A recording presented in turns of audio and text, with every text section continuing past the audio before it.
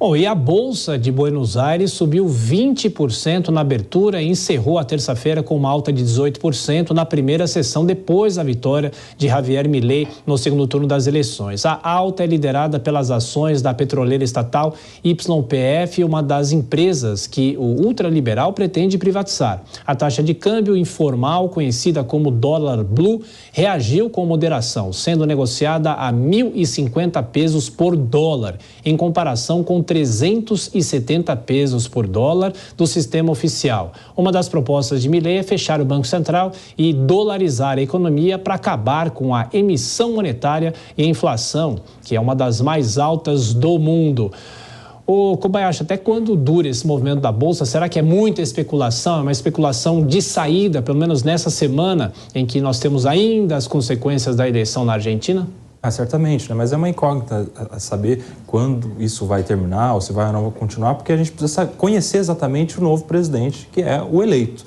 Porque se a gente for comparar na campanha, por exemplo, o Milei do primeiro turno foi um, o do segundo turno foi outro, e agora a gente vai ter um novo presidente. Muitas daquelas propostas iniciais do Milei, polêmicas inclusive, já não estão mais no papel, ele já voltou atrás em muitas delas, como por exemplo de eliminar o Ministério da Saúde, eliminar o Ministério de Segurança, enfim, essas questões vão continuar no bojo do Estado, diferentemente daquelas propostas iniciais. E tão quanto essas, muitas outras também vão ficar para trás. Tem propostas que são inexequíveis, como, por exemplo, acabar com o Banco Central também. Isso depende de aprovação no Congresso Nacional. E vamos nos lembrar que o Milei, ele é apenas o terceiro bloco no Congresso Nacional. Ele está longe de ser maioria, muito longe, inclusive. Então, assim, claro que a primeira reação do mercado na Bolsa é, nesse sentido, positiva, mas daqui a pouco esses investidores todos vão começar a entender quais aquelas propostas que de fato vão ser colocadas na mesa e quais são críveis, possíveis, execuíveis.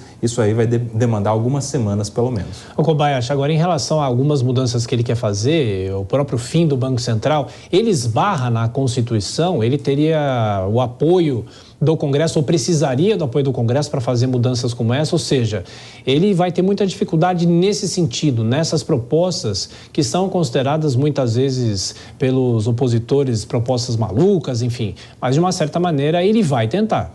Em alguns pontos deveria haver, inclusive, uma nova constituinte, porque são mudanças tão drásticas, tão drásticas, que a Constituição argentina não permitiria, como, por exemplo, venda de órgãos, que é comercialização de órgãos, uma liberdade extremada, né? Isso aí, certamente, a Constituição argentina,